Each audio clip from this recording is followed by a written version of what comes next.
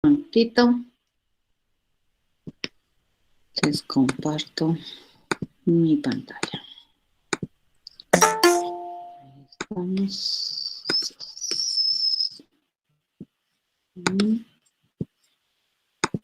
Y vamos por acá. Y hacemos esto. Y compartimos. Muy bien. Ok. Entonces todos ya deben estar viendo mi pantalla, ¿correcto? Lo que vamos a hacer hoy día. Ok. Lo que vamos a hacer hoy día es introducir conceptos básicos que necesitamos dominar a la hora de trasladar nuestro pensamiento a programación. Hasta el momento, todo lo que hemos hecho, fíjense, me permite ya tenemos bastante avance para decir que podemos organizar cerebro, pero ahora lo que tenemos que hacer es que esa organización de cerebro que hemos manejado hasta la anterior clase, podamos llevarlo a alguna codificación de tal manera que la computadora pueda entender, ¿ya? ¿Y eso cómo lo vamos a hacer? A través de un programa. Entonces, jamás olviden que para resolver un problema, lo primero que tienes que hacer es pensar y pensar, ¿de acuerdo? Pensar para entender el problema, pensar en alternativas de solución o una solución, planear de manera sistemática esa solución. Una vez que tú tienes eso, tu plan para resolver, entonces recién ponte a escribir código. Es la sugerencia que te hacen dentro de lo que es programación. ¿De acuerdo? Si no te vas a empezar a complicar demasiado. Eso es mientras inicias, ¿no? Y a medida que vas practicando, va a haber problemas sencillos que tú los vas a hacer probablemente directamente en programación. Pero luego siempre es bueno primero pensar, estructurar, aunque sea a mano alzada, una alternativa de solución a tu problema y luego entrar a la programación. Bien, como les comentaba, lo que vamos a ver hoy día son los principios básicos de la programación, que tiene que ver, que está cerradamente y íntimamente relacionada con esta fase que nosotros habíamos identificado en el proceso de hacer un programa. Ya hemos visto el análisis, cómo se analiza un problema, y hemos visto cómo se diseña una alternativa de solución sobre la base del análisis que hemos hecho. Ahora lo que nos toca es poner a prueba nuestro plan. ¿De acuerdo? Ya hemos esquematizado. Ahora empezaremos a implementar y poner a prueba nuestro plancito que hemos diseñado en las anteriores etapas. La implementación, a su vez, les comentaba, consta de 3 fases, ¿no? De la edición de tu programa, de la compilación del programa y de la ejecución de tu programa, ya para probar que esto está funcionando bien. Ustedes cuando han visto los lenguajes de programación en ese documentito que les había dejado, hace referencia a ese documento a 2 procesos muy importantes que se utilizan a la hora de hablar de programación. Y uno de ellos son los interpretadores y otros son los compiladores. Incluso te hace analogías, ¿no? De cómo se tiene que entender estos procesos automatizados que permiten a un programa escrito en un lenguaje de programación de alto nivel llevar, ¿no? A otro programa que la máquina, entre comillas, entienda. ¿De acuerdo? Eso es lo que hacen esos programitas. Es por eso que aquí yo ya voy a utilizar con mayor libertad este término, ¿no? Cuando nosotros editamos, vamos a escribir nuestro plan de solución en un lenguaje de programación de alto nivel, usualmente, ¿no? En nuestras generaciones. Y esto que vamos a escribir se llama código fuente, ¿ya? Y este código fuente lo pueden entender los programadores.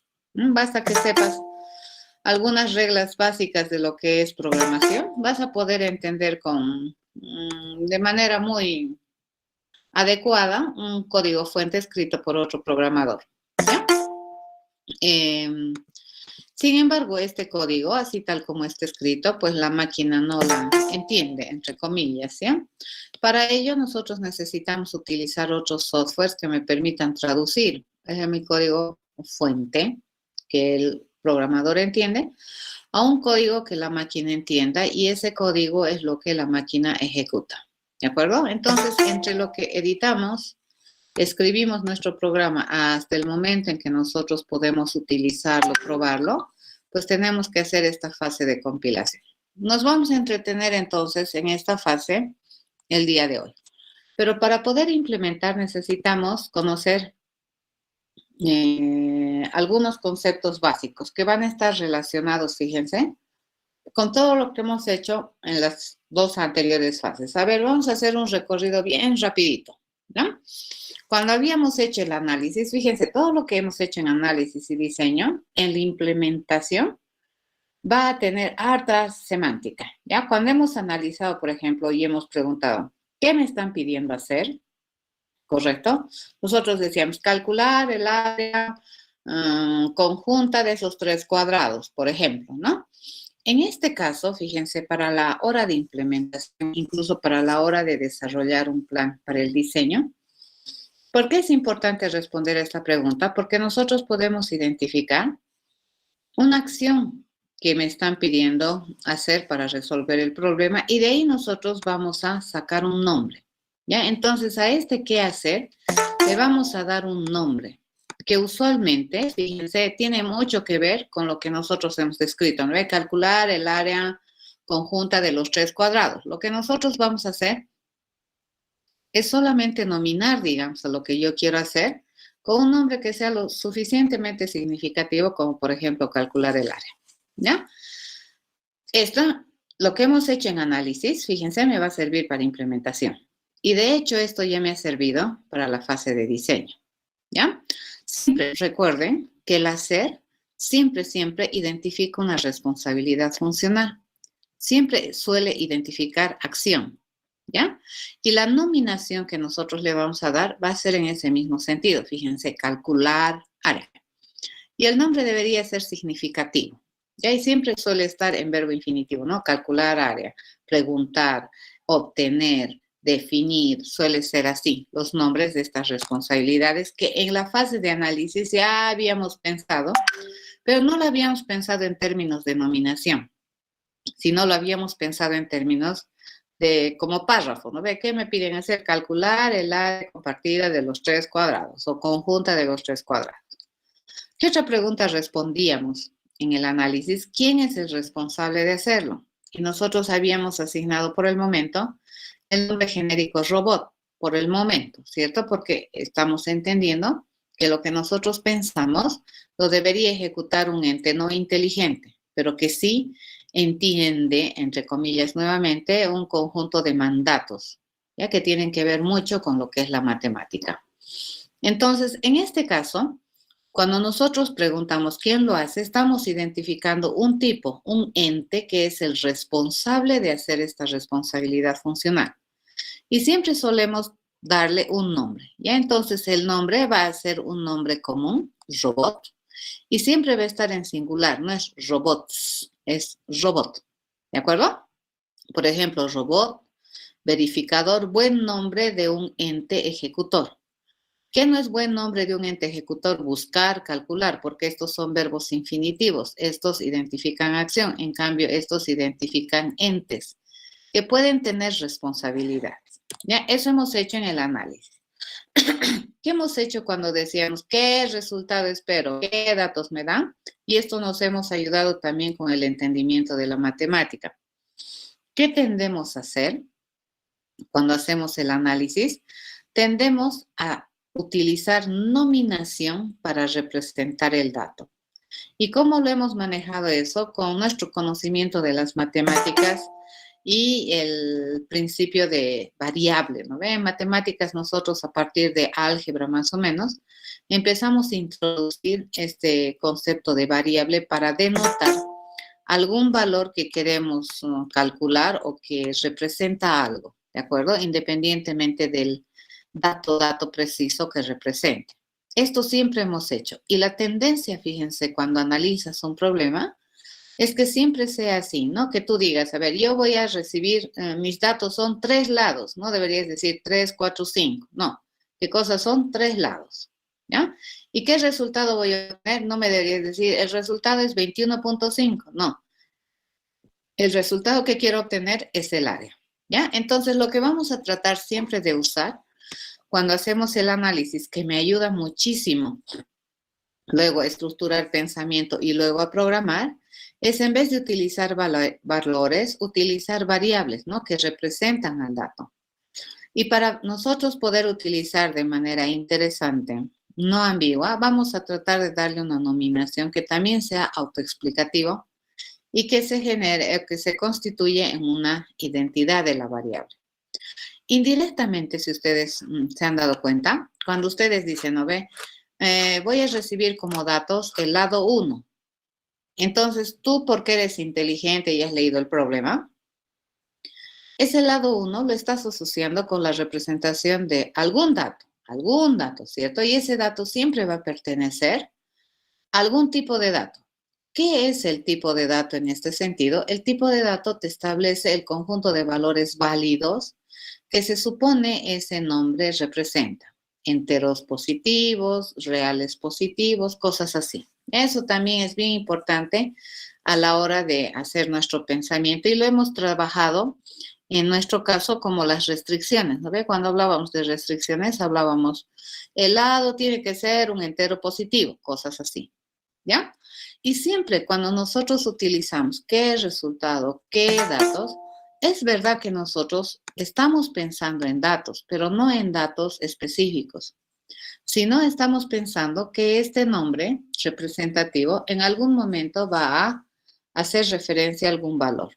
Ya sea definido, como por ejemplo lado 1, si es un dato que me dan, o el área, si es un dato que yo estoy buscando. ¿De acuerdo?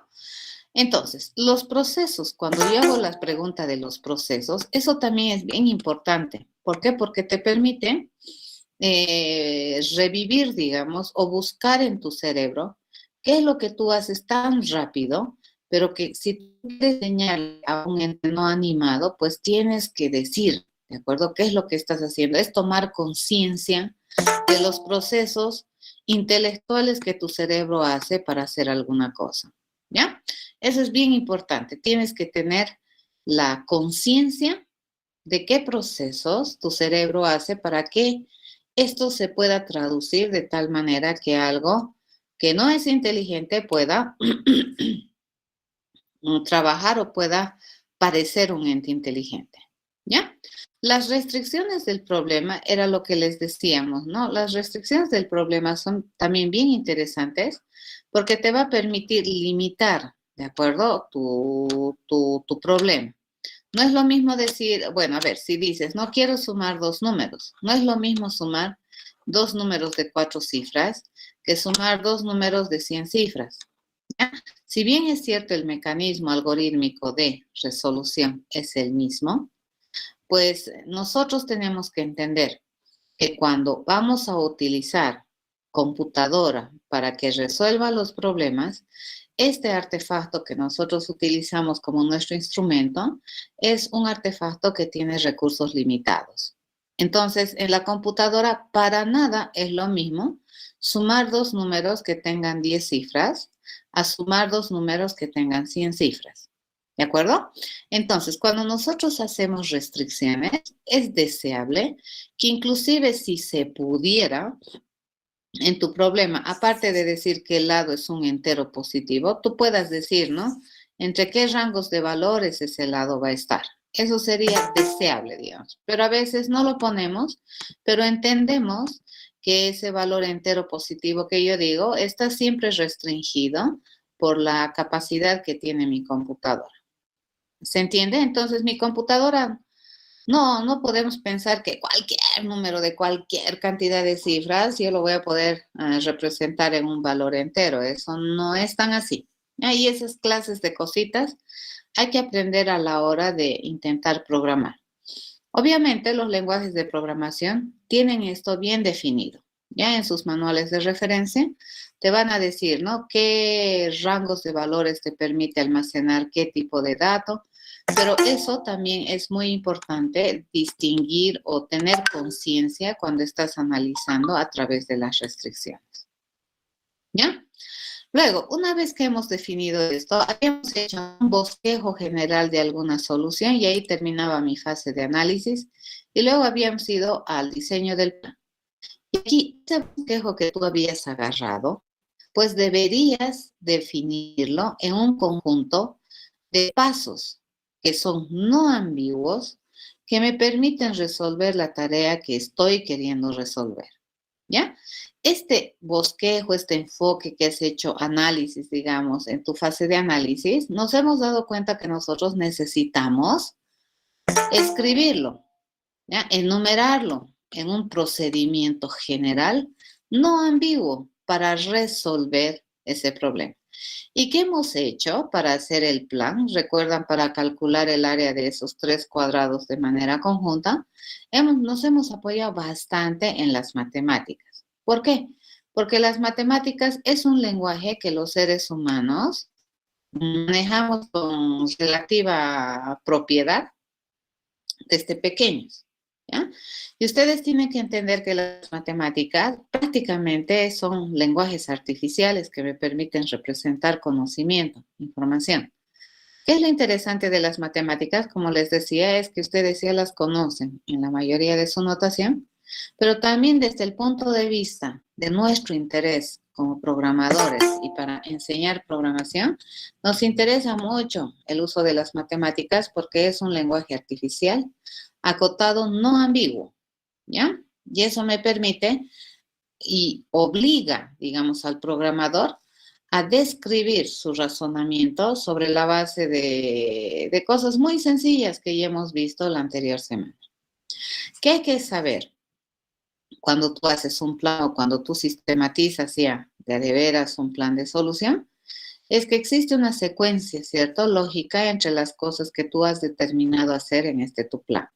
Eso es muy importante. Y tienes que darte cuenta que todas las acciones o pasos que tú defines en este tu plan de solución tienen la misión de transformar algo, de conseguir nueva información o de transformar otra información que ya tienes, o hacer algo que te permita cambiar tu escenario inicial buscando tu escenario final para resolver el problema, ¿no? Buscando tu objetivo final. Yo quiero calcular el área conjunta de los 3 cuadrados, entonces voy a ir modificando, usando la información, generando otro, cambiando, fíjense, los escenarios. Al principio solamente tenía la información de los 3 lados, pero después de que he calculado las áreas de los cuadrados, ya he tenido las áreas de los cuadrados, ¿correcto? Entonces mis situaciones van cambiando, mis situaciones se van transformando con la intencionalidad de llegar a objetivo que estoy buscando, que en este caso sería mi resultado. ¿Ya? Hasta acá nosotros ya hemos hecho la anterior semana. Una vez que ya tienes tu plancito bien bonito, nominado, donde especificas con claridad qué necesitas como datos de entradas, qué te comprometes a generar como resultado y el conjunto de acciones que necesitas hacer bien ordenaditos, con una lógica. Bueno, hasta ahí, si tú ya lo tienes, entonces ya podrías pasar a implementar tu solución y ver si es que esta tu solución es realizable por una computadora, ¿ya? Porque probablemente en tu mente sí la solución es una solución, pero habría que probar si tu solución es lo suficientemente sistematizada como para poderla transmitir, así le llamaremos ya, a la computadora. Vamos a tener harto cuidado, ¿no? La computadora no es inteligente. Ok, para poder hacer esto, entonces nosotros necesitamos apoyarnos en lenguajes de programación. Como ustedes ya han leído en el documento que les hemos dado a principios de semestre, pues los lenguajes de programación, al igual que todo lenguaje, tienen la misión de comunicar, ¿ya? Y en este caso el lenguaje de programación es un lenguaje escrito. Y particularmente el lenguaje de programación para dentro de lo que es la teoría de lenguajes de programación viene a ser, o de lenguajes de comunicación en general, viene a catalogarse como un lenguaje artificial. ¿Eso qué quiere decir? Que tiene códigos, ¿de acuerdo? Va a establecer algunas palabras que tienen significancia, digamos, dentro del lenguaje de comunicación, que es nuestro lenguaje de programación. Y siempre los lenguajes, fíjense, independientemente de qué lenguaje estamos hablando, tienen una finalidad y es comunicar. En el caso nuestro, nosotros vamos a utilizar el lenguaje de programación para representar nuestras acciones, para resolver un problema de tal manera que la computadora pueda, entre comillas, entender. Para que eso suceda, tiene que ser preciso, ¿de acuerdo? El lenguaje de programación que vamos a usar.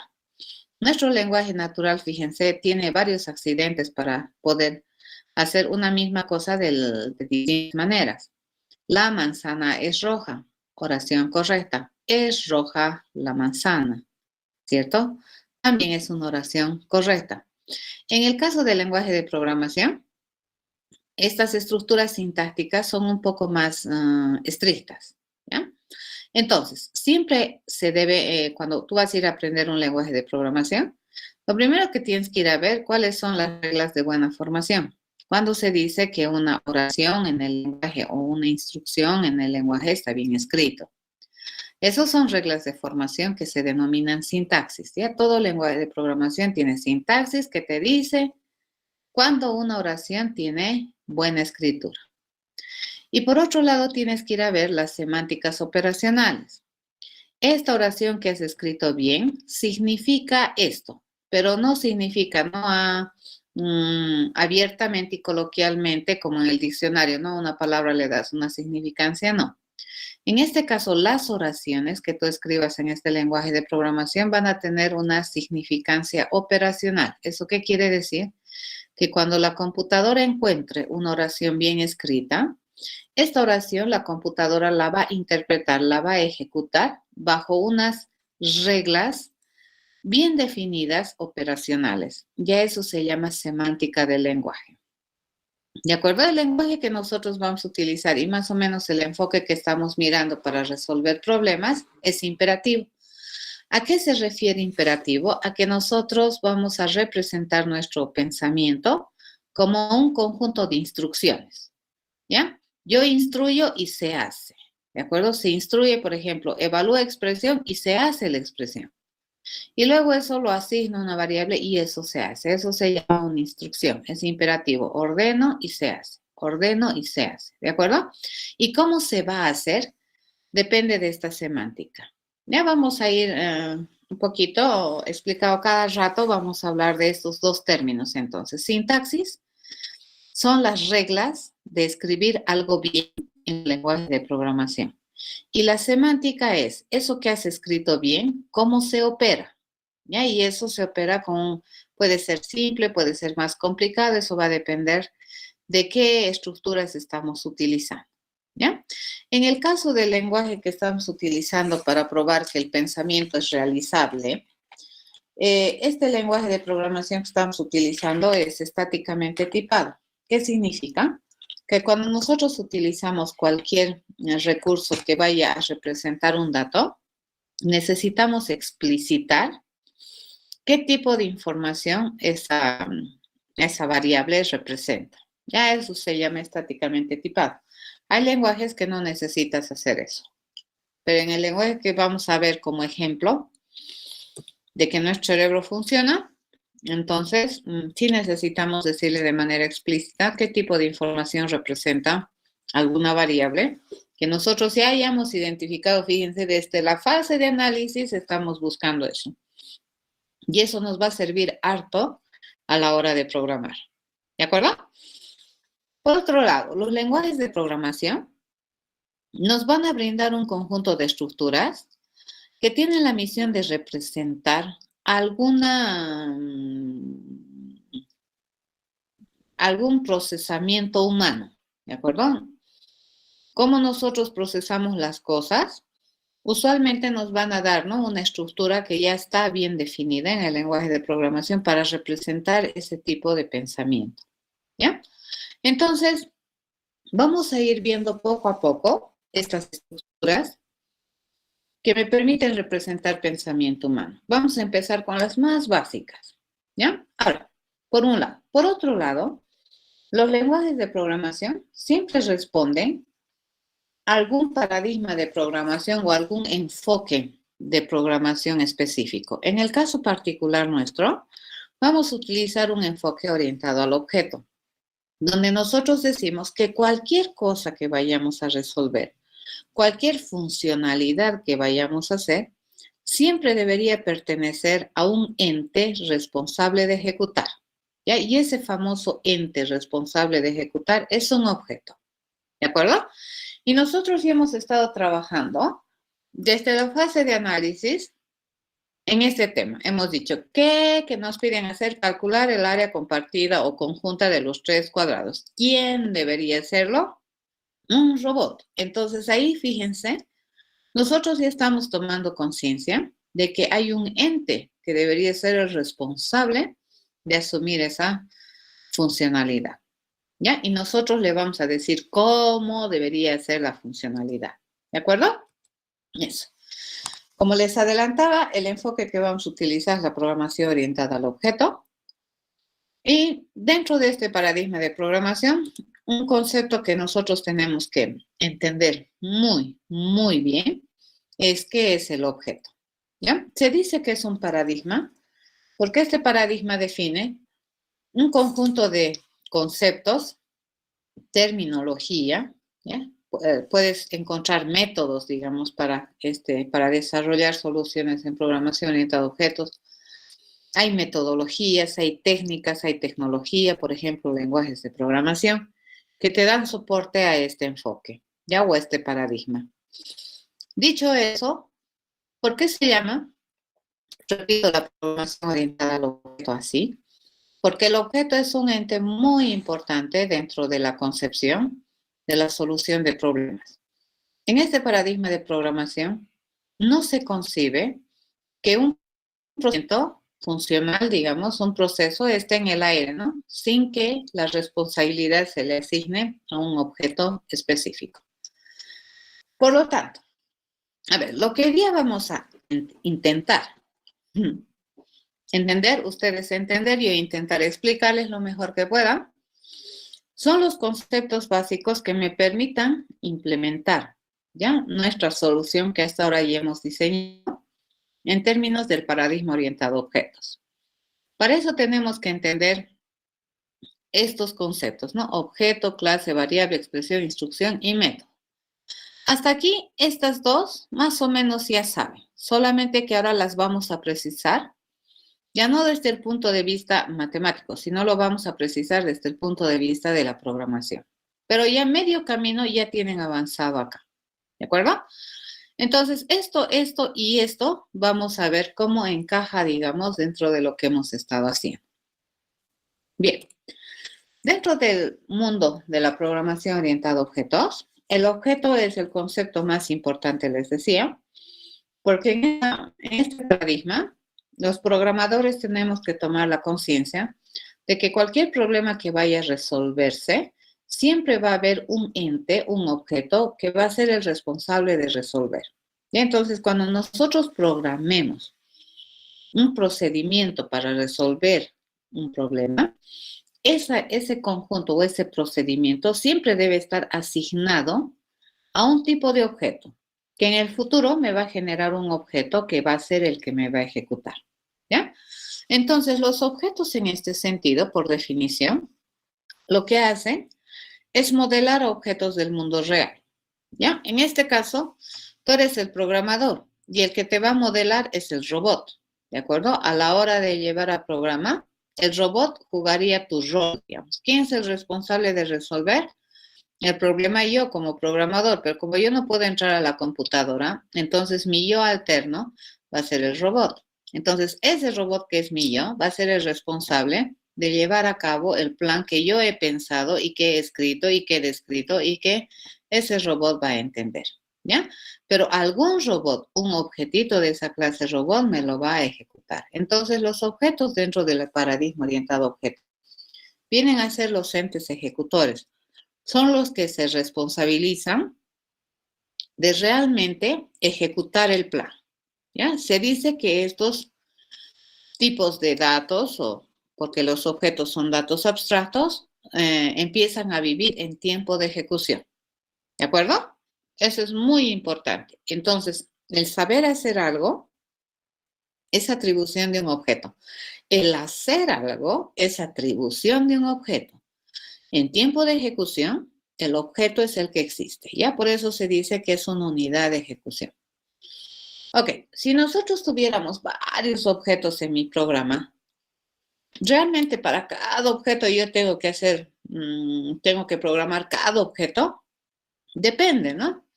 Depende. Y en este caso decimos, ¿no? Va a depender. Por ejemplo, si tú tienes varios objetos de una misma clase, no tiene sentido que vayas a programar cada uno de los objetos. En ese caso, ¿qué es interesante programar? O sea, ¿qué son las características que representan a ese tipo de objetos? Y lo vamos a poner en este otro concepto que se llama la clase. ¿Ya? ¿Qué es lo que nosotros programamos? Fíjense, la clase. ¿Y la clase qué cosa es? La clase identifica a un tipo de objetos, ¿ya? Y el objeto identifica a un ente particular, a un ente específico, ¿ya? Y en el tipo de objeto, nosotros, ¿qué es lo que vamos a rescatar? Vamos a rescatar un conjunto de características que para nosotros son comunes para todos los objetos de este tipo. Por ejemplo, si yo miro la realidad y digo, ¿no? En San Simón yo puedo observar objetos de tipo estudiante. Desde la perspectiva de San Simón, ¿qué tiene todo estudiante? Ustedes ya son estudiantes, ¿qué tiene?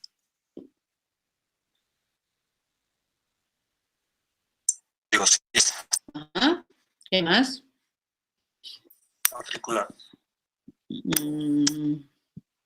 Tienen nombre, ¿sí? Tienen la carrera que estudian, tienen Cardex, ¿correcto? Como estudiantes de la universidad. Ahora, la pregunta es, eso tiene todo estudiante de San Simón, todo, sin distinción. Ya, código CIS, nombre, la carrera que estudia y el Cardex. ¿De acuerdo? ¿Por qué se dice que la clase es un modelo de un tipo de objeto? Yo en la realidad puedo observar al estudiante, pero si yo quiero sacar la esencia de ese estudiante, digamos, de los estudiantes de San Simón, para algún fin, en este caso administrativo, que es registrar sus datos, entonces la San Simón administrativamente mira, ¿no?, a sus estudiantes y dice, bueno, a mí lo que me interesa en esencia de estos objetos de esta clase, pues es su código CIS, su nombre, la carrera que estudia y su Cardex, por decir. ¿De acuerdo? Eso que acabo de enumerar, código CIS, nombre, carrera, Cardex, fíjense, es un conjunto de características esenciales que tienen en común todos los estudiantes desde la perspectiva administrativa de San Simón. A San Simón, desde la perspectiva administrativa, ¿le interesa el color de ojos que tienes? No. No, ¿ya? Entonces, a esto se llama un modelo, ¿ya? Del tipo de objeto. Código CIS, nombre, carrera que estudias y Cardex. Ese es un modelo de tú, ¿de acuerdo? Pero no solo de tú, sino del otro tú, del otro tú, del otro tú, de cada uno de sus compañeros. Y esas características nosotros las vamos a explicar ¿dónde? En la clase. Nosotros en la clase, que es lo que nosotros programamos, ahí vamos a decir, ¿no ve? Todo estudiante de clase o todo objeto de clase estudiante tiene nombre, código CIS, carrera que estudia y Cardex. Y sobre la base de ese conocimiento, ¿qué debería saber hacer este estudiantito? Debería saber decir su código CIS, debería saber decir su nombre, debería saber decir la carrera que estudia y el Cardex que tiene. No le puedo pedir que ese estudiante camine, ¿correcto? ¿Por qué? Porque para fines de San Simón, camines, no camines, es indiferente. ¿Ya? Esa información no la tiene, ¿correcto? Y ese es un modelo que Saint-Simon ha abstraído del tipo de objeto denominado estudiante. ¿Ya? Entonces, ese saber hacer que nosotros le podemos asignar a los tipos de objetos que observamos en el mundo real en el cual está incrustado el problema que voy a resolver, a eso se llaman responsabilidades funcionales. Fíjense, cuando hemos dicho, ¿qué me piden hacer? Básicamente yo estoy respondiendo y estoy encontrando una responsabilidad funcional que le voy a achacar a quién lo debería hacer.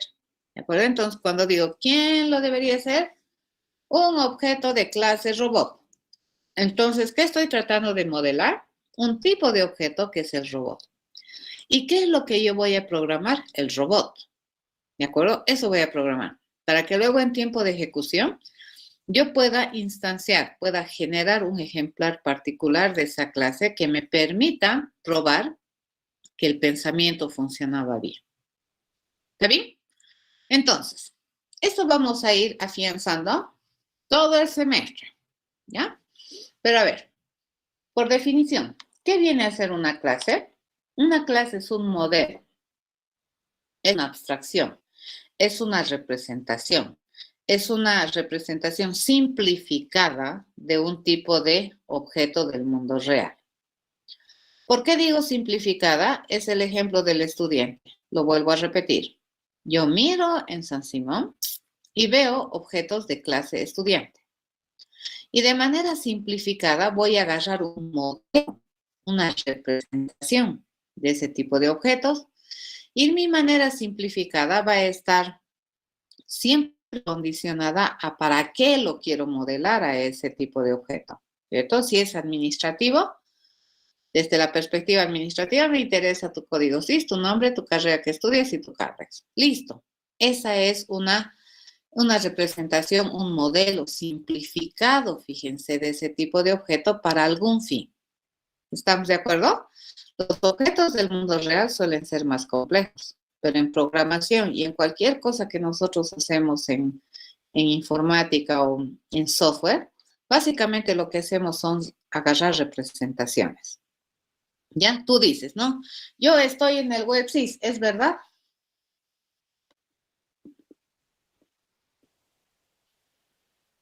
¿Están en el WebSys? Sí. Sí. Sí. ¿En serio? Sí. ¿Los puedo ir a buscar ahí? Toco el WebSys y le digo, Sal, ven conmigo, ¿te puedo ir a buscar? No. No. No. Entonces, No. ¿qué es lo que tiene el WebSys? Nuestros datos. Nuestros atributos. Ya, pero en terminología orientada a objetos, fíjense, lo que el WebSys tiene de ustedes es un modelo de ustedes, pero no son ustedes. Ya, pero es un modelo de ustedes bajo algún interés. Entonces, el modelo que Saint-Simon tiene de ustedes es bien chiquito, ¿no? Te ha observado y te ha dicho código CIS, nombre, carrera, carreras, listo, ya está. Y tú dices, pero señor rector, soy buena gente, no importa. Pero señor rector, soy alto, no importa. ¿De acuerdo? Entonces, fíjense, lo que tú tienes en el WebSys o lo que hay en el WebSys, y tú dices, no, sí, yo estoy en el WebSys, pero en realidad no estás. ¿Qué es lo que está? Es un modelo de ti en el WebSys. Y ese modelo responde a alguna simplificación que ha hecho la universidad respecto a las características que todo estudiante debería considerarse, digamos, para que estés en el WebSys. ¿Se entiende? Eso es un modelo. ¿Se entiende eso? Sí, ya. Sí, ¿no ven? Y en programación vamos a hacer eso toda la vida. ¿De acuerdo? Vamos a hacer siempre. Entonces, hagas un programa simple o hagas ya desarrollo de software. Cuando tú tienes una cuenta bancaria, por ejemplo, ¿no ven? En el banco. En la cuenta bancaria se supone que está el titular. Y nuevamente se supone que eres tú, así, ¿no? Entre comillas, eres tú. Yo soy cliente de ese banco, entonces yo estoy en la base de datos de ese banco, pero no estás tú, está una representación de tú en la base de datos de ese banco. ¿Y qué datos está de ti en ese banco? Los que el banco considera que son esenciales por algún motivo. ¿De acuerdo? A eso se llama modelar. ¿Ya?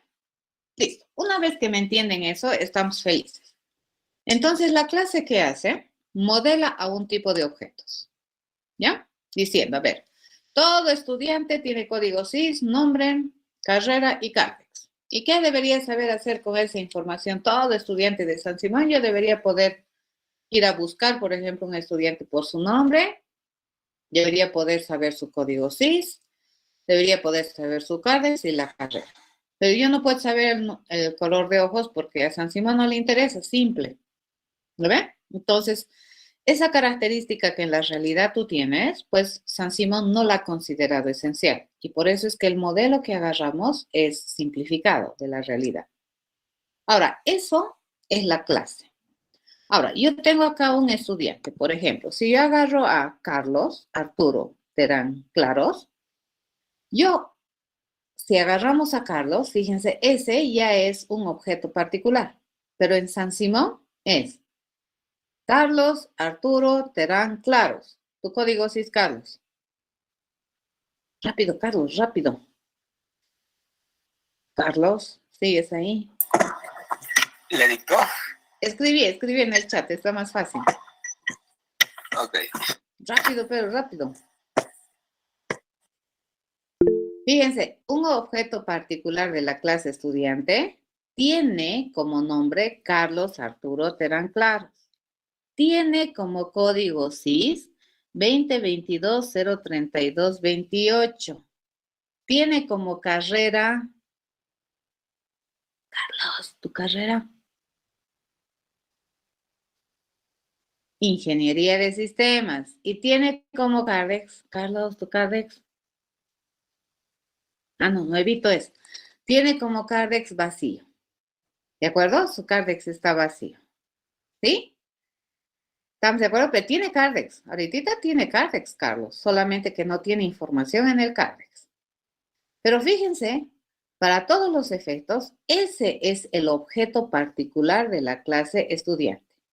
¿Y qué es lo único que va a tener Carlos para San Simón desde esta perspectiva?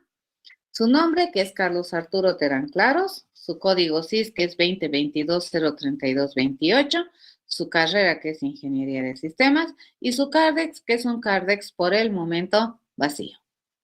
Y se diferencia, fíjense, Carlos es un objeto de clase estudiante, ¿ya? Y se diferencia de este otro objeto de clase estudiante que es Joel, que en su nombre tiene Joel Gustavo Aiza Arce. En su código SIS tiene 2020-022-80. En carrera, Joel. En carrera tiene Ingeniería Informática y tiene CARDEX. ¿De acuerdo, Joel? Fíjense, tanto Carlos como Joel han sido generados como modelos sobre la base de las características que San Simón ha decidido que son esenciales para todo estudiante. Aunque Joel quiera ponerle su teléfono, si San Simón no considera importante, pues no va a poder. ¿Estamos de acuerdo? A eso se llama este conjunto de características. Y en la clase entonces se describe qué atributos me interesan bajo algún criterio, por alguna razón, que tengan ese tipo de objetos. ¿Ya? ¿Y qué debería saber hacer ese tipo de objetos? El saber hacer son las responsabilidades funcionales que hemos estado hablando. ¿Ya? Entonces, los objetos se modelan a través de sus atributos y sus métodos. Por ejemplo, nombre, carrera, CARDEX y código SIS vendrían a ser atributos que están ya identificados en la clase. ¿Qué debería saber hacer? Por ejemplo, los procesos que permiten hacer algo, ¿no?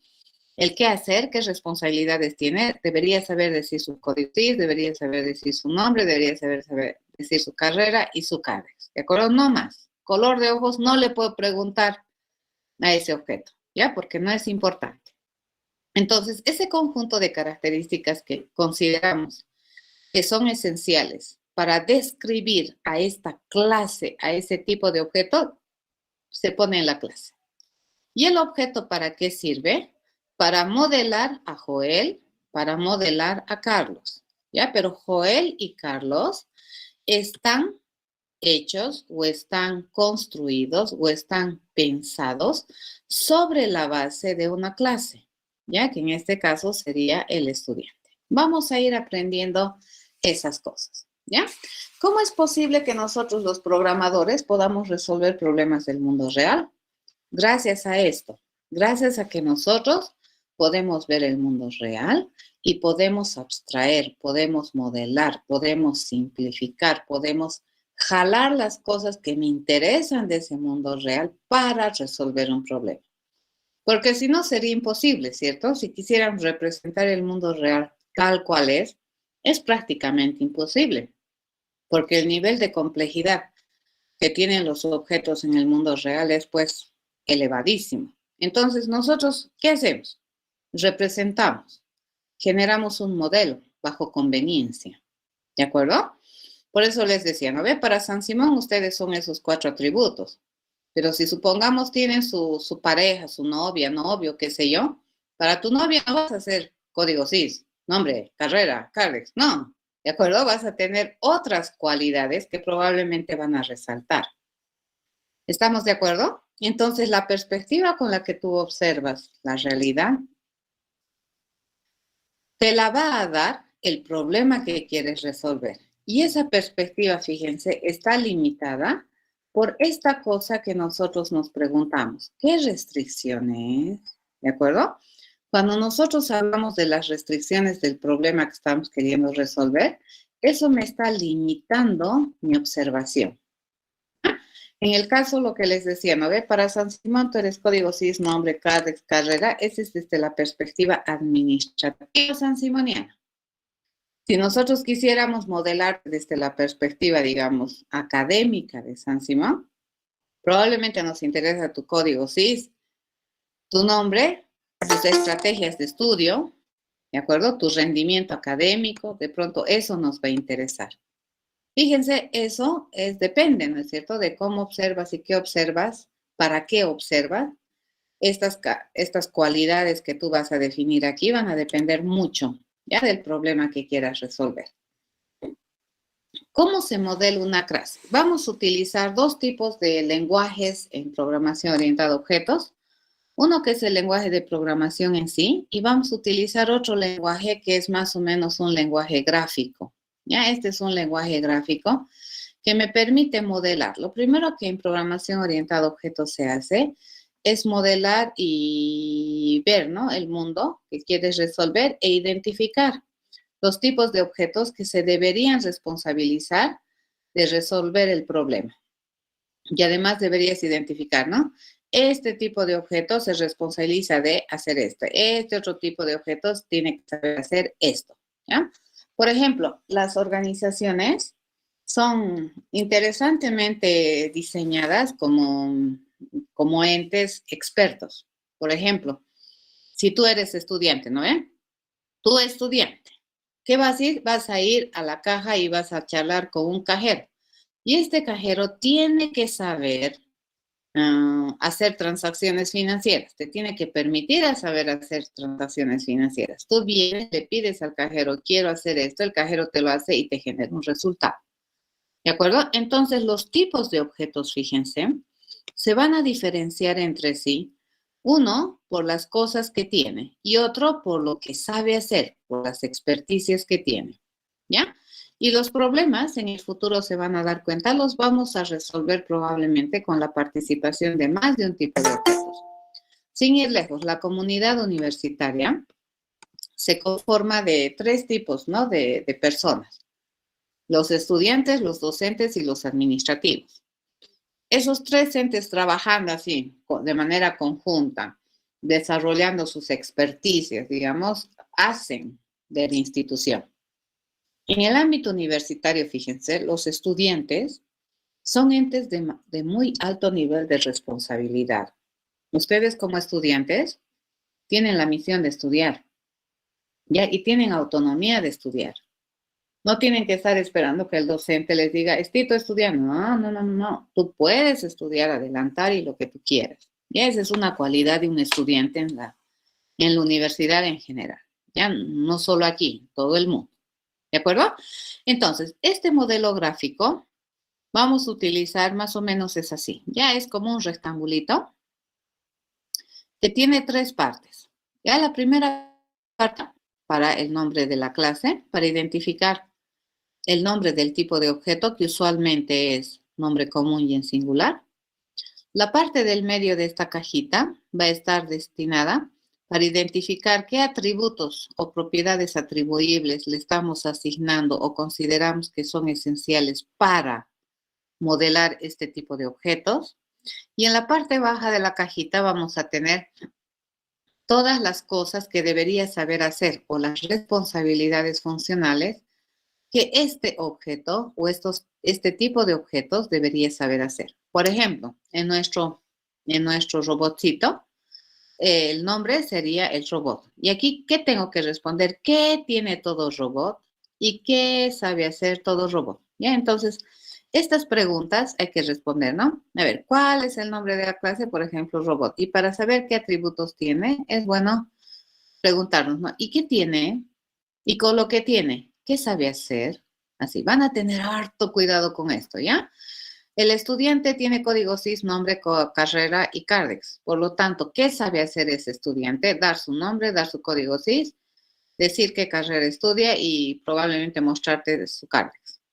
¿Puede ese estudiante caminar? No, porque no hemos modelado, digamos, conocimiento suficiente para que nosotros en programación determinemos cómo ese estudiante camina, porque la información que nosotros hemos considerado que es esencial e importante bajo alguna perspectiva no tiene nada que ver con el caminar. ¿De acuerdo? Van a tener harto cuidado con eso. Ok, nos vamos ya al lenguaje de programación. ¿De acuerdo? Si nosotros tenemos una clase, por ejemplo, que identifica un tipo de objetos, la sintaxis, es decir, las reglas de buena formación para traducir esta clase en lenguaje de programación es esta, ¿ya? Se utiliza la palabra reservada class, acá se pone el nombre de clase, se pone llave de apertura y llave de cierre, y entre esa llave de apertura y llave de cierre yo tengo que poner los atributos, por un lado, que están acá, y por el otro lado yo tengo que poner los métodos que están acá.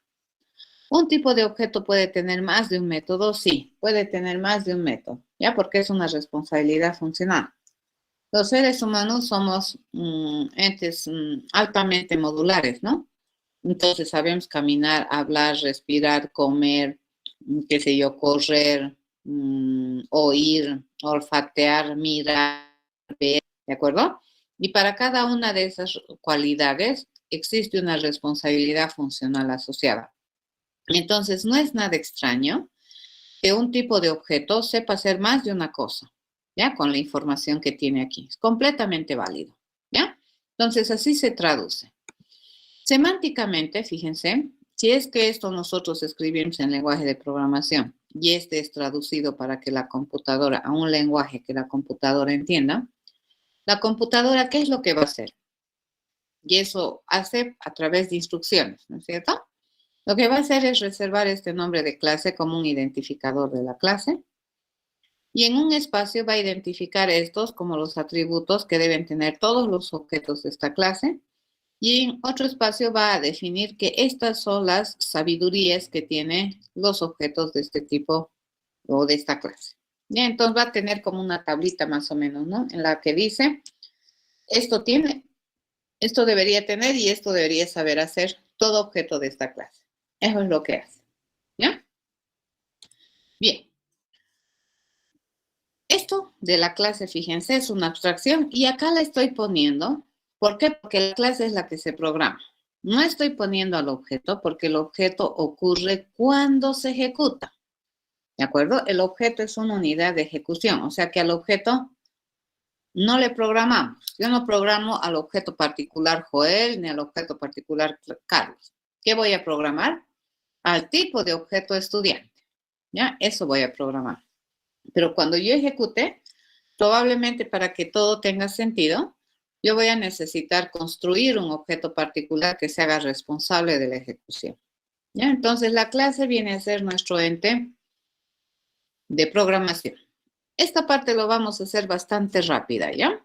Esto, fíjense, es un pensamiento muy bonito.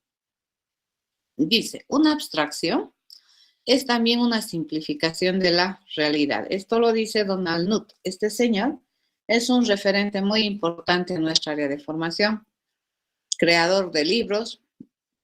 Su área de trabajo es el algoritmo y la estructura de datos, creador de algoritmos importantes en nuestra área, ganador del premio Turing, que es el premio más importante que los científicos en el área de computación reciben, ¿no? Y es esta frase que él dice es muy interesante y es una verdad. Y lo que nosotros tenemos en la clase y en el objeto, fíjense, es un modelo, es una representación de la realidad, con la finalidad de simplificar la realidad, porque la realidad es muy compleja. Y cuando nosotros resolvemos problemas del mundo real, no queremos representar la realidad porque no terminaríamos por la complejidad que tiene. Entonces, ¿qué representamos? Lo que nos interesa. ¿Ya? Y eso se llama una simplificación. Vamos a seguir hablando de abstracciones. Cuando hacemos el análisis, ¿qué habíamos dicho? ¿No? Una de las cosas que nosotros utilizamos para definir qué datos tengo y qué resultados quiero obtener es el concepto de variables. Esto nosotros sí hemos tratado la anterior semana. Estoy repitiendo, pero respecto a programación. ¿Ya? En programación, fíjense, el abstraer un dato es muy importante. ¿Por qué? Porque esto me va a permitir tener un procedimiento general. ¿De acuerdo? Yo no voy a resolver para estos valores y te voy a... No, esa no es la tarea de un programador. La tarea de un programador, como les decía la anterior semana, es describir el procedimiento. Es correcto que tú sepas que para estos datos te sale 25.1, pero si yo te cambio los datos, entonces vas a volver a hacer en tu cuaderno, en tu calculadora. No, la idea es que ese procedimiento que vuelves a hacer de nuevo, tu calculadora, ¿no es cierto? Ese procedimiento lo podamos escribir y que la computadora lo haga. ¿De acuerdo? Eso es lo que es programar. Y para eso nosotros necesitamos trabajar con abstracciones de datos, con representaciones de datos, ¿ya? Y lo vamos a hacer a través de las variables. En el caso de la programación, fíjense, las variables funcionan como una contenedora donde yo voy a poner datos, ¿sí? Entonces la variable viene a ser como esta contenedora donde yo pongo, ¿sí? Entonces, ¿qué es lo que nosotros vamos a tener? ¿Qué virtud tiene el tener una variable? Esto ya lo hemos manejado en la fase de análisis y diseño, que nos liberamos un poquito del dato, pero que por el nombre que tiene mi variable, pues nosotros podemos entender perfectamente qué representa esa variable, que representa un dato, ¿ya? Y se denomina variable, como su compañero decía la anterior semana también, porque mientras la usamos, este puede cambiar de valor. ¿Eso qué quiere decir? Que fíjense, su contenido puede ir cambiando. Ya, eso es una variable. Toda variable en programación, toda, tiene que tener un nombre, ¿ya? Y ese nombre juega como identificador a partir de ahora. O sea, si yo tengo una variable edad, yo no puedo ponerle a otra variable el mismo nombre, porque ahí va a haber un problema. Yo no voy a saber a qué edad me estoy refiriendo, ¿ya? Entonces, cuando yo le pongo un nombre, este juega el rol de identificador en el ámbito de programación y se sugiere que los nombres de tus variables sean significativos, que ya no utilicemos como en álgebra, ¿no? X, Y, Z, A, B, C, D, F, G y todas las letras del alfabeto. No. En programación tu nombre tiene que ser significativo, edad, área, cosas así, ¿no? Cuadrado, así debería llamarse tus variables. Te sugieren que sea corto, no puede tener espacios, esto ya es para programar, ¿sí? No puede tener espacios, no puede iniciar con números, ni usar símbolos especiales que ya tienen otra semántica, como por ejemplo el más, el menos, ¿no? El asterisco. Esa clase de símbolos ya tienen otra semántica asociada. ¿ya? Entonces, este conjunto de reglas tiene que cumplir toda variable. Toda variable en programación, sobre todo si es estáticamente tipado, siempre tiene que determinar el tipo. Tiene tipo, ¿de acuerdo? Y este tipo, ¿qué hace? Me dice cuál es el dominio de valores válidos que esta contenedora va a contener. Ya, entonces, aparte de su nombre, yo tengo que decir para qué es esta contenedora. Si es que esta contenedora yo estoy preparándole para poner sólidos, no le voy a ir a poner agua, ¿no? No. Entonces, es importante definir qué tipo de datos va a contener esta variable, ¿ya? Y dependiendo del tipo de datos, fíjense, estas variables se pueden clasificar en variables simples o compuestas. Luego vamos a ver, ya depende del tipo de dato que vaya a almacenar o representar esta variable, ¿sí?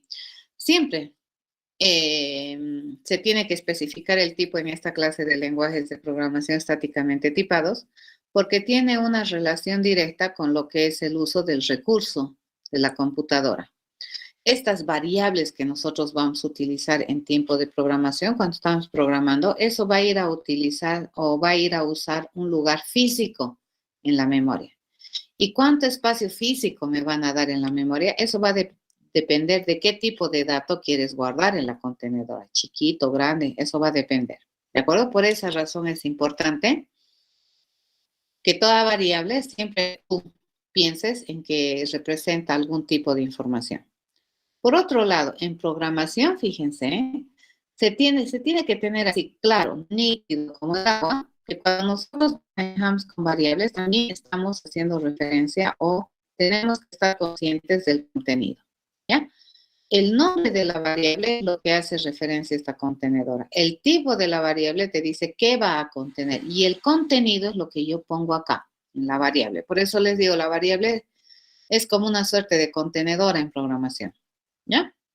Y el contenido viene a ser ya un valor definido, ¿de acuerdo? Y cuando yo voy a ir a evaluar esta variable, ¿qué me va a devolver su contenido? ¿Se entiende? Eso es bien importante que entiendan en programación.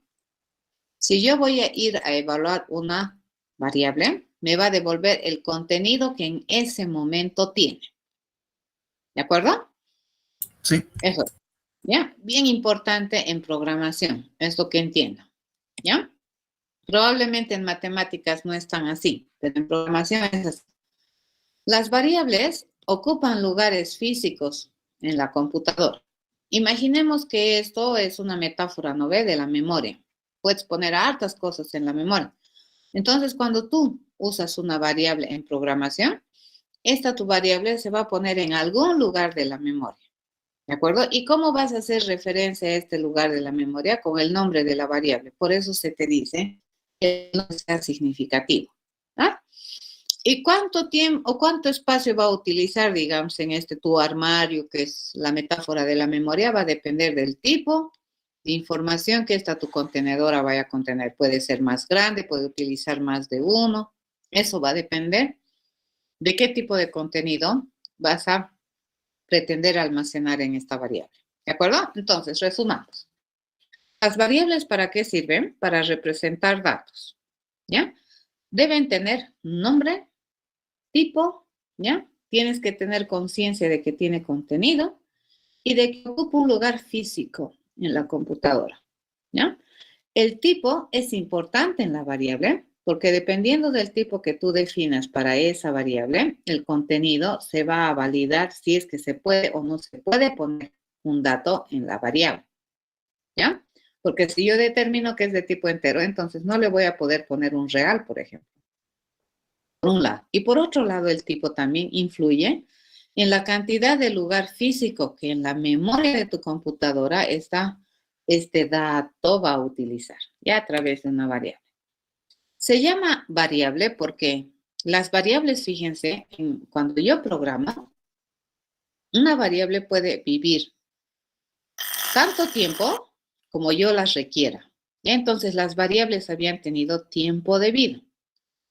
¿Cuándo viven las variables? ¿Cuándo empiezan a vivir? En tiempo de ejecución. ¿Ya? Mientras estamos programando, no. En tiempo de ejecución. Cuando se empieza a invocar, se hace correr, digamos, tu procedimiento, entonces tu variable va a empezar a vivir cuando la empieces a usar. ¿Ya?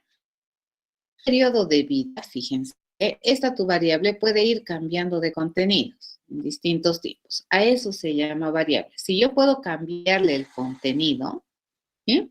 Eso es una variable. Por otro lado, nosotros tenemos constantes que tienen las mismas cualidades de una variable. Tiene nombre, tiene tipo, tiene contenido, ocupa lugares físicos en la memoria. Pero ¿qué es la diferencia? Que mientras vive esa constante nominada, no puede cambiar de contenido. ¿De acuerdo? Eso es.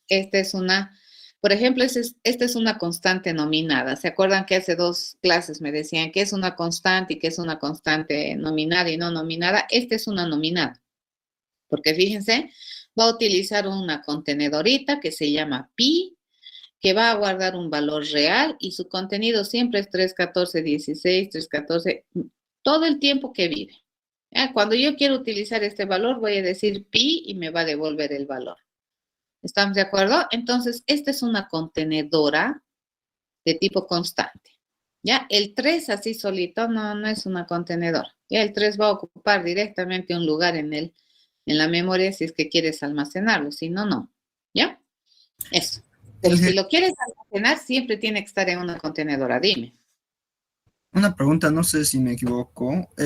Variable no se le llama porque por el tipo de dato que puede guardar, es decir, un número o una palabra, un carácter, ¿sí? No, variable se llama porque puede variar su contenido.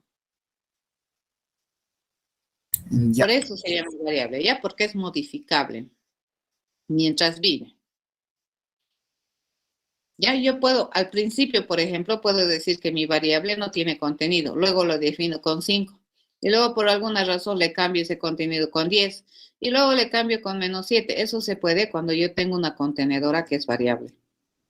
Pero si yo tengo una contenedora constante, entonces cuando yo voy a definir la contenedora, yo ya debería determinar cuál es su contenido.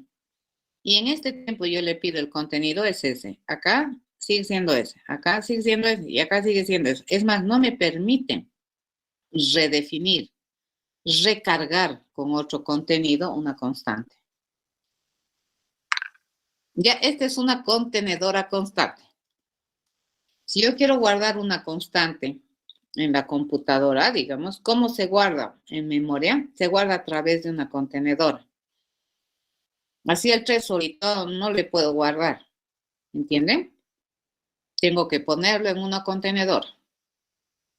Puedo usarlo, pero probablemente no puedo guardarlo en memoria. ¿Se entiende? Si yo quiero guardar el 3 en memoria, tengo que usar una contenedora bonita, ponerle el 3 y la contenedora va a la memoria.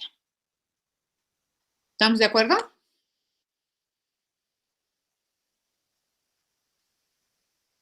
¿Ya? Bien importante estos conceptos. ¿De acuerdo? Variable constante. Ahora, aquí viene lo que tú me decías. Por el tipo de información o por el tipo de dato que una contenedora, sea variable o constante, guarda, se puede definir como simples o primitivas. ¿Ya? Por un lado, aquellas que, por ejemplo, si es un entero, ese se considera un dato simple, un dato de tipo simple. Una letra, un carácter, es simple. Un real es simple. ¿De acuerdo? Entonces, por el tipo de dato que tú vas a almacenar, las contenedoras, ya sean variables o constantes, se pueden considerar simples o primitivas. Pero si es que guardas, por ejemplo, aquí, si yo digo, yo voy a tener esta contenedora que me permite guardar libro, entonces fíjense, evidentemente, no es un dato simple. Ya a se llama un dato compuesto. Si aquí yo no voy a guardar, no veo un número, voy a guardar un círculo, digamos, o una figura, entonces no es simple.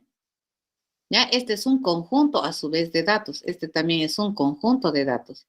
Las cadenas o los textos también se consideran datos compuestos. Ya no son simples, porque fíjense, hola es la composición de la letra H, de la letra O, de la letra L, de la letra A, y encima tienen una posición, ¿de acuerdo? No están puestos como sea. Entonces, este dato, que es una cadena o un texto, no se considera un dato simple. ¿Se entiende? Entonces, por el tipo de información que estas contenedoras, ya sea variables o constantes, se comprometen a almacenar, pueden haber de tipo primitivo o de tipo compuesto, ¿ya? Quiero que entiendan bien, sí, todo esto, ¿ya? El hecho de tener una variable, imagínense en su cabeza. Variable es más o menos como tener una contenedora nominada en la cual yo voy a tener contenidos. Y esa mi contenedora en la computadora se va a ir a guardar o va a ocupar un lugar físico, ¿ya? Cuando yo le pida a la contenedora evaluarse, por definición, ¿qué me va a devolver? Su contenido en el momento en que yo le estoy pidiendo evaluarse. ¿De acuerdo? Eso es lo que hace. Muy bien.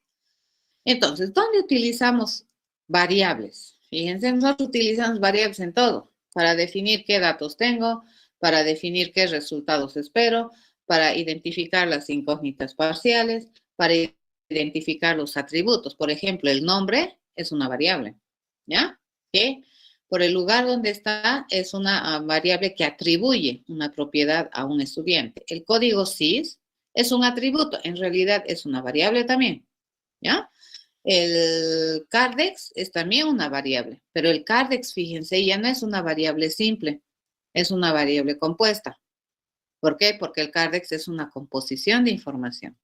Tu nombre tampoco es simple, tu nombre es compuesto, es una composición de información. Tu código SIS tal vez es lo más simple que existe, es un número, ¿ya? Y la carrera que estudias, dependiendo, ¿no?, de cómo pensamos la carrera, si solamente le ponemos ingeniería informática, aún así el nombre es compuesto porque es una secuencia de letras. Pero si ponemos ingeniería de sistemas o ingeniería informática y luego te mostramos el plan de estudios, la cantidad de es una información compuesta. ¿Estamos de acuerdo? Entonces, el uso de variables es bastante común, o el uso de cosas nominadas, ya sean variables o constantes, es muy común. Pero las variables usualmente las encontramos en las incógnitas, en los resultados, en los atributos, ¿ya? En los datos de entrada también, porque la primera vez vas a ingresar 352, la otra vez vas a ingresar 789, así, ¿ya? Las constantes, contenedoras constantes, también son útiles para probablemente modelar algún dato que no quiero escribir muchas veces, ¿no ven? Escribo una vez y lo nomino, y luego agarro el nombre nomás. Tiene sus usos, ¿no? Probablemente, como les digo, el representante más interesante de una contenedora de tipo constante es pi, ¿ya? A ese se llama una constante nominada. Ok, entonces, a ver. Las variables es importante que entiendan, jóvenes, en programación. Las variables que habían sido me permiten abstraer información, ya representan datos. Y en terminología de programación nosotros tenemos que tener la conciencia de que estos almacenan valores, ¿ya? Y que pueden ir cambiando en el tiempo. Y que cuando nosotros utilizamos este concepto de variables, debido a que esto lo vamos a escribir para que un ente no animado lo entienda, pues las variables nosotros necesitamos siempre decir, ¿no?, cuál es su nombre, qué tipo de datos va a tener, ¿de acuerdo? Y a eso se llama declaración, ¿de acuerdo? Entonces, siempre en programación imperativa, las cosas que nosotros hacemos siempre pasan por estos tres estados. Pueden ir dos juntos o separados, ¿ya? Pero siempre pasa por esos estados. Se declaran, se definen y se usan, ¿de acuerdo? Entonces, nuevamente sintaxis. ¿Cómo se declara en terminología de pensamiento? ¿Cómo nosotros hemos estado declarando edad? 2 puntos, entero positivo. Así decíamos, ¿no ve? Entero positivo. Aquí decíamos edad o qué sé yo, área. ¿De qué tipo? Real positivo. Así le llamaba, ¿no ve? Eso hacíamos cuando hacíamos planes, cuando estábamos pensando, ente inteligente, todo. Pero aún así, encontrar y poder decidir o poder decir de manera explícita que el área es un valor real positivo, a muchos de ustedes les va a costar. ¿ya? Porque ustedes, como son inteligentes, esa información la obvian. Pero cuando nosotros estamos queriendo enseñar a un ente no inteligente, no podemos obviar. Es lo que les decía la anterior semana, ¿no? No puedes suponer que la computadora va a suponer lo que se supone que tiene que suponer. Porque tú supones mucho, porque tú eres inteligente, digamos. Pero la computadora no tiene esa inteligencia. Entonces, no me queda otra que decir lo más claro posible qué representa cada variable. Ahora, cuando nosotros utilizamos una variable de algún tipo en programación, siempre tenemos que estar conscientes que en computación esos tipos tienen límites, ¿ya? Computacionalmente hablando. Cuando nosotros en nuestra cabeza decimos, ¿no ve? La edad es de tipo entero, ni nos preocupamos, ¿no ve? ¿Qué valor exactamente es la edad? Para nosotros los enteros, infinito hacia positivo e infinito hacia abajo. Pero cuando estamos programando, eso ya no es verdad. Ya tenemos que estar conscientes de esas cosas. Y todo, ¿no? Entonces, el tipo, fíjense, nosotros que hemos estado usando entero, real, booleano, cadena, cosas así, figura, por ejemplo, ¿no? Libro puede ser el tipo. ¿Ya? Entonces, estos son primitivos, son ejemplos de datos primitivos. Y estos son ejemplos de tipos de datos compuestos, cadena, figura, libro. Y usualmente la figura, el libro, nosotros los programadores lo vamos a definir. ¿Y gracias a qué vamos a definir nuestros propios tipos de datos? Gracias a lo que es la posibilidad de modelar tipos de objetos. ¿Ya? A ver, aquí dice, ¿no? Averiguar qué tipos soportan los lenguajes Pascal, C, JDK y todo lo que se te ocurra, Python, qué sé yo. ¿Ya? A ver, una declaración en lenguaje de programación, el lenguaje que nosotros vamos a utilizar, se hace así. Si nosotros quisiéramos declarar, por ejemplo, con este nombre, una contenedora, en este caso variable le llamaremos, nosotros deberíamos ponerle el nombre, ¿no ve? Este juega el rol del identificador. Deberíamos anteponerle el tipo de dato que se supone que esta contenedora va a contener. Y punto y coma. Fíjense, este punto y coma es sintáctico. Así se declara. Entonces, por ejemplo, si yo quiero decir que voy a tener una variable edad que se compromete a tener datos de tipo entero, yo le tengo que decir aquí el tipo. ¿No ve? Y tengo que ir a averiguar en el lenguaje de programación cómo se escribe o cómo se denomina entero. Y aquí le tengo que decir edad y punto y coma. ¿Ya? Esta oración bien escrita, la computadora cuando la lea, bueno, lea entre comillas, ¿de acuerdo? ¿Qué va a hacer? Lo que va a hacer es reservar este nombre de contenedora como un identificador a partir de ahora para adelante hasta donde la use, ¿no? Hasta donde dé el espacio de esta declaración. Segundo, fíjense, va a especificar de manera bien determinística qué tipo de datos tiene permitido contener esta contenedora. Y tercero, va a reservar espacio para esa contenedora. Entonces, le va a dar un espacio físico en memoria que va a estar nominado por el nombre de la contenedora, donde realmente nosotros vamos a guardar la información. ¿Y de qué va a depender cuánto espacio de memoria le va a dar, cuántos lugarcitos le va a dar en su armario? Eso va a depender del tipo de dato que esta contenedora se compromete a almacenar. Por eso es importante identificar el tipo, sobre todo en lenguajes estáticamente tipados como son C, C++, Pascal, Java. ¿Ya? A ver, un ejemplo. Esto es semántica, fíjense. Así se escribe bien. Y esto es lo que hace la computadora cuando encuentra una oración así. ¿De acuerdo? Ok, un ejemplo. Acá, por ejemplo, estoy declarando una variable que se llama radio, que se compromete a tener, parece un valor de tipo int, porque no me da otra esto, y punto y coma. ¿De acuerdo? Esa es una declaración. Esta es otra declaración. Estoy declarando que a partir de este momento, perímetro va a ser el identificador de una variable que se compromete a contener cosas de tipo real. ¿Ya? Punto y coma. ¿Y la computadora qué me está diciendo por dentro? Cuando esto se ejecute, cuidado, cuando se ejecute, Entonces me va a decir, no, radio es un identificador para valores enteros y le voy a asignar este espacio de memoria. Y a partir de ahora, ese espacio de memoria está referenciado por radio. Cada que yo quiera entrar al espacio de memoria, digo radio y listo, entro. Ya por eso es importante estos nombres. ¿De acuerdo? A eso se llama declaración. Repetimos, el tipo para qué servía, matemáticamente hablando, para definir qué tipo de valores representa esa variable. En el caso de la programación, el tipo determina el conjunto de valores válidos que una variable puede contener y que obviamente representa. Dependiendo del tipo de datos que tengas, habíamos definido que tus contenedoras pueden ser simples, primitivas o compuestas. Los tipos básicos que tiene el lenguaje de programación que nosotros vamos a utilizar son int para identificar enteros, doble para identificar reales, float para identificar datos en punto flotante, char para identificar un carácter A, B, C, D, por ejemplo, boolean para identificar un valor lógico que es true, false, verdad, falso, long que sirve para identificar un valor entero un poco más grande que el entero, y short sirve para identificar un número entero que es un poco más chico que el entero. ¿No? Dice como más grande, más chico. ¿Es necesario usar el long y el short?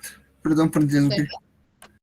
El long y el short representan valores enteros. Y pueden ir, ¿no?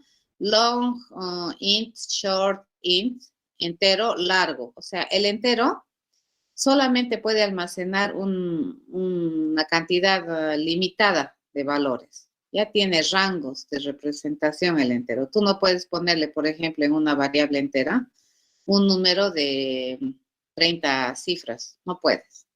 ¿Ya? En un entero, a lo sumo, entra un número de 9 cifras. Entonces, si quieres poner un número más grande entero, puedes usar long. Ya, el long te agarra números con más cantidad de cifras. ¿De acuerdo? Para eso sirve. Entonces, ¿me van a entender un poquito? Cuando vayan a averiguar por ustedes mismos. A ver, ¿qué valores me permite almacenar un entero en Java? Y te va a decir, te permite almacenar valores enteros en este rango y en este rango. Es decir, que cuando yo determino una variable, por ejemplo, edad de tipo entero, yo voy a poner ahí, por ejemplo, 343 billones, 38 mil millones, 43 mil 50. No puedo ponerle eso porque es demasiado grande. ¿Ya? No va a entrar en este int. ¿Por qué sucede eso? Porque la computadora tiene recursos limitados. ¿Ya? Siempre tienen que acordarse de eso. La computadora no es un ser inteligente. ¿Ya? Emula, digamos, algunas partes de lo que nosotros manejamos en la vida cotidiana, como es la memoria, ¿no? En nuestra cabeza tenemos hartas cosas guardadas. Lo mismo sucede con la memoria, te lo va a guardar. Pero a diferencia de lo que nosotros concebimos, digamos, como algo que es, no sé, para nosotros ni siquiera es cuestionable, que los números son infinitos, en la computadora sí tienes que ponerte a pensar que eso no es verdad. ¿Por qué? Porque el recurso es limitado. ¿De acuerdo? Entonces, lo que dice aquí, fíjense, cada uno de estos tipos de datos tienen límites de representación o de valor que pueden almacenar. Ya no puedes almacenar en un int un número de 30, de 100 cifras, no puedes. En un real tampoco. ¿De acuerdo? Tiene limitaciones y hay que trabajar con esas limitaciones. Y aún así, se resuelven problemas sumamente interesantes en programación. Un otro concepto que tienen que dominar, jóvenes, y esto hemos visto ya en el área de matemáticas, aquí lo vuelvo a retomar, es la expresión. ¿De acuerdo? En la programación imperativa, uno de los conceptos importantes para instruir, para ordenar, son las expresiones. Cuando yo le digo 3 más 5, esa es una orden. ¿Y qué tiene que hacer? Tiene que sumar. ¿De acuerdo? Cuando yo le digo 3 más A, esa es una orden. ¿Y qué tiene que hacer? Tiene que sumar y obtenerme un resultado encima. ¿De acuerdo?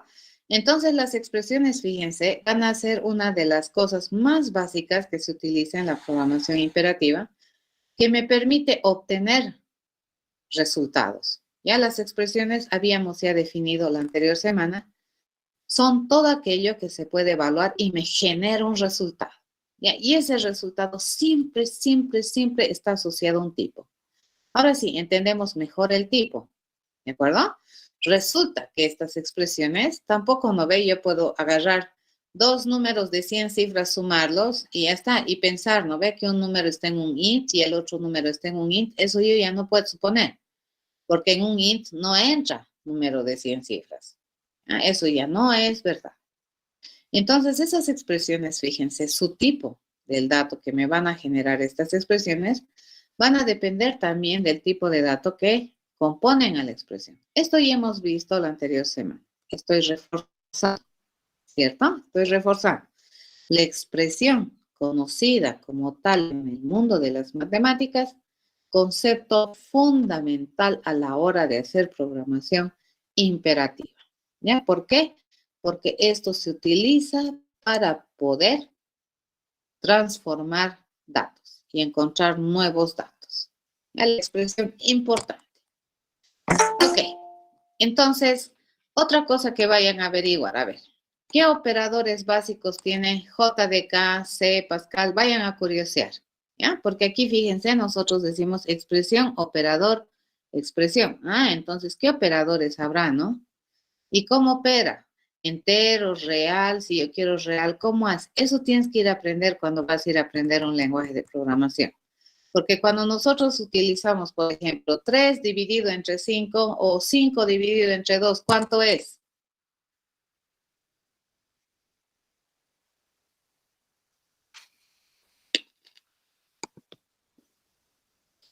¿Cuánto es 5 dividido entre 2? 2.5. ¿Ya? Eso es porque es inteligente, ¿no ve? Y estás suponiendo.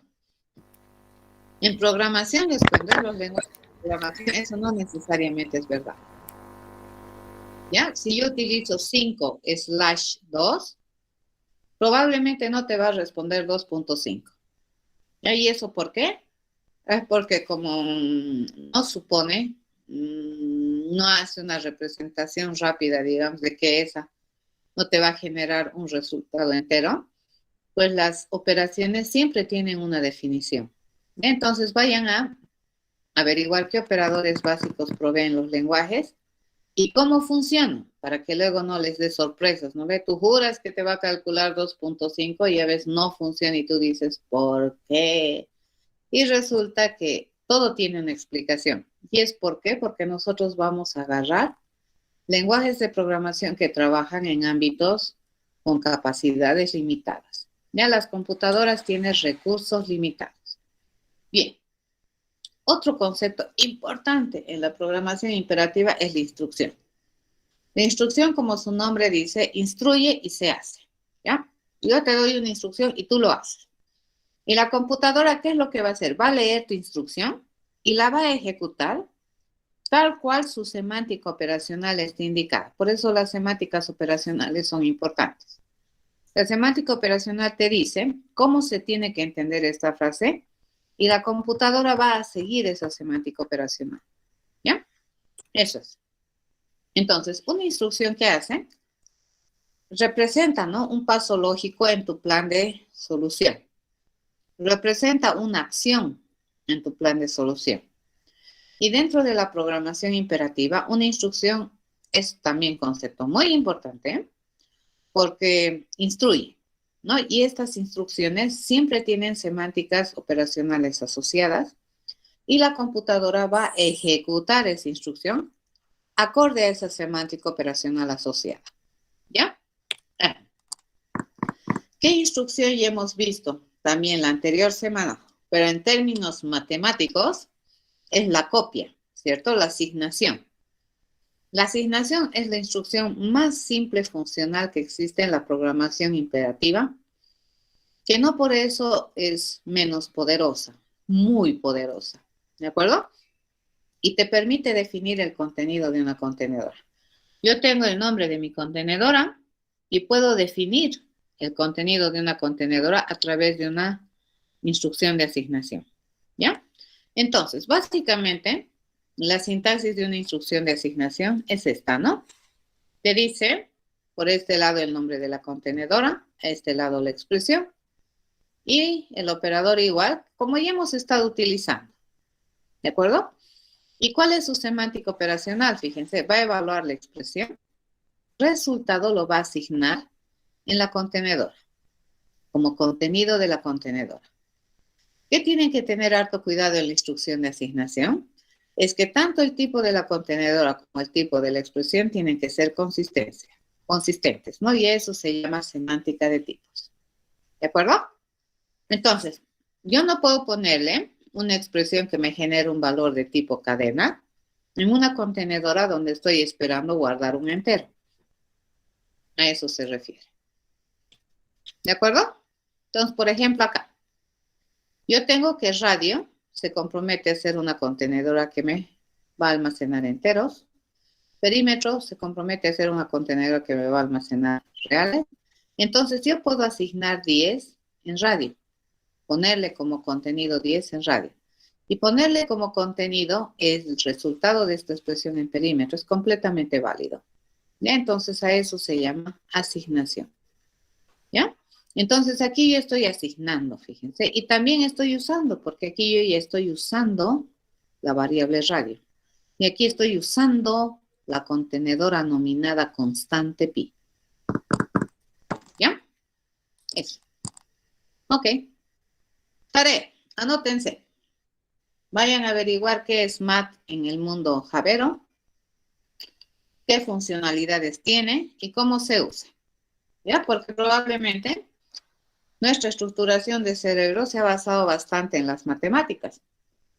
Entonces, para traducir al lenguaje de programación, va a ser importante también que vayamos a ver el lenguaje de programación que tú vayas a utilizar, qué prestaciones de servicios matemáticas ya te dispone, ¿ya? ¿Cuáles ya puedes usar?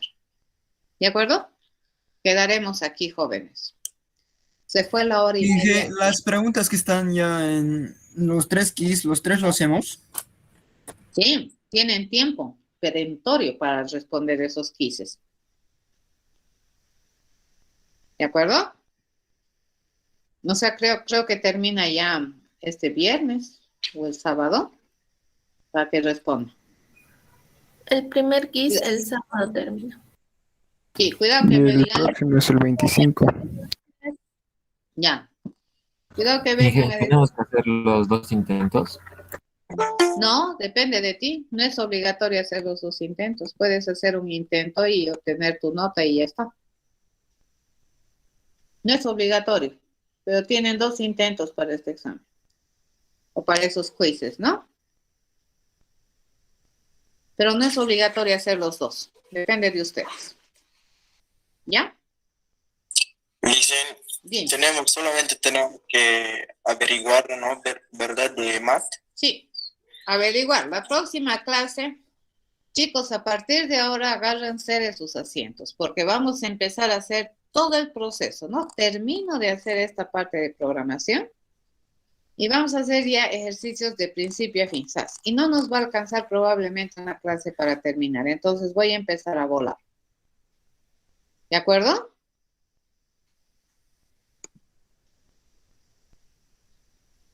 Licenciada. Dime. Estoy leyendo lo que... ¿La presentación lo va a mandar o esta presentación? O ya está. Esta presentación, a ver si la subo. ¿De acuerdo?